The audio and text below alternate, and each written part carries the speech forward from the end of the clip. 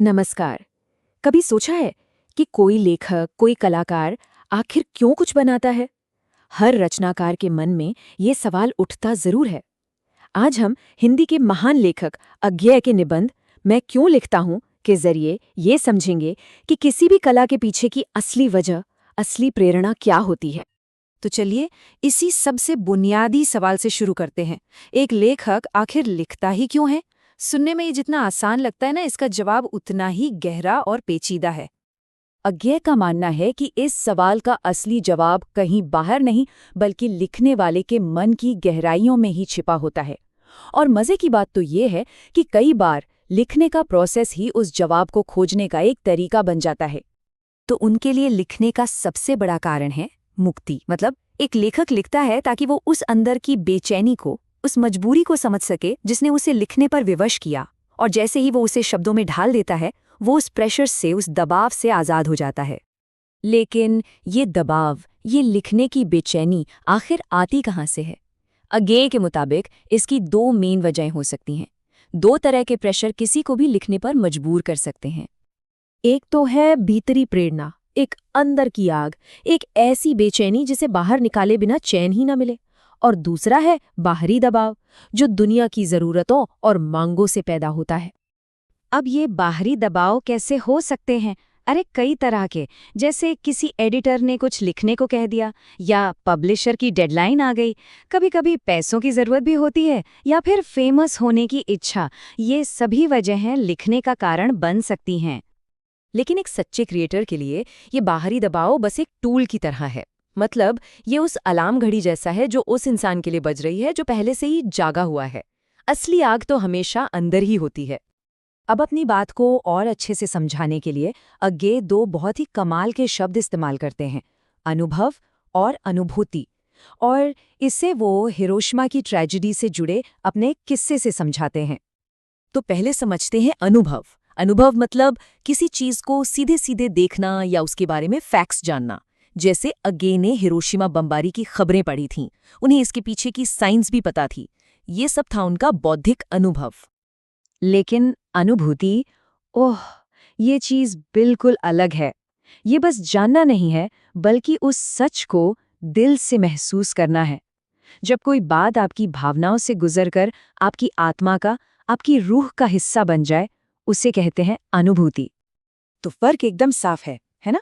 एक है बाहरी घटना जिसे हम बस आंखों से देखते हैं, और दूसरी है एक अंदरूनी सच्चाई जिसे हम जी लेते हैं।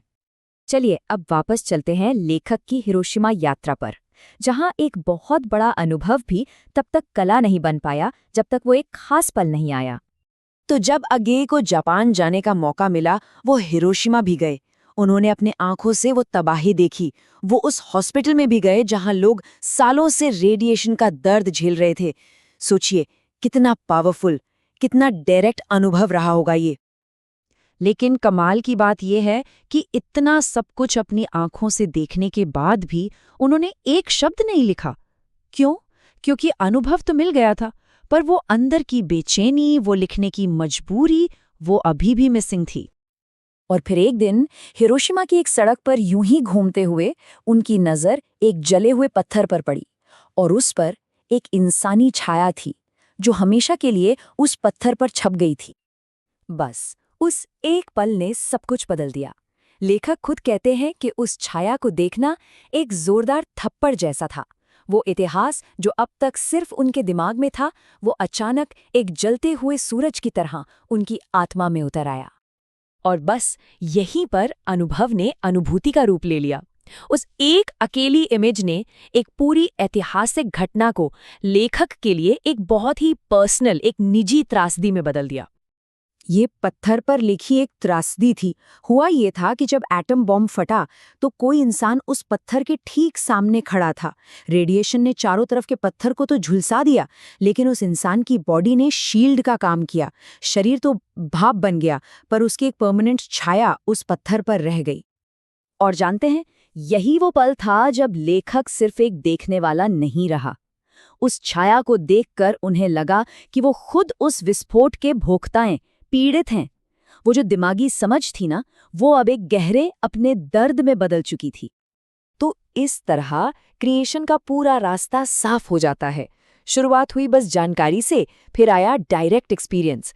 लेकिन असली टर्निंग पॉइंट था वो छाया को देखना, जिसने अनुभूति की चिंगारी जलाई, और फिर पैदा हुई लिखने की वो मजबूरी जिसे रोका ही नहीं जा सकता था। और मजे की बात देखिए, उन्होंने वो कविता हिरोशिमा में नहीं लिखी, बल्कि कई दिनों बाद जब वो भारत लौट रहे थे, एक चलती हुई ट्रेन में लिखी। क्योंकि जब अंदर का प्रेशर पीक पे होता है ना, तो उसे बाहर आने के लिए किसी खास जगह या समय की जरूरत नहीं होती। तो चलिए उसी सवाल पे वापस आते हैं जिससे हमने ये सब शुरू किया था। अगेयर इसका एक बहुत ही साफ और गहरा जवाब देते हैं। लेखक के लिए किसी भी आर्ट की सच्चाई इसी बात पर टिकी है कि क्या वो अनुभूति प्रसूत है, मतलब क्या वो उस गहरी भीतरी सच्चाई से पैदा हुई है। सिर्फ फैक्ट्स बता देना कला नहीं है, असली कला तो उस अनुभव से जन्म लेती है जो आत्मा का हिस्सा बन जाए। तो आखिर में ये सवाल हम सब के लिए है कि हमारी जिंदगी का कौन सा अनुभव सिर्फ एक घटना न रहकर हमारी अपनी अनुभूति, हमारी आत्मा की सच्चाई बन चुका है।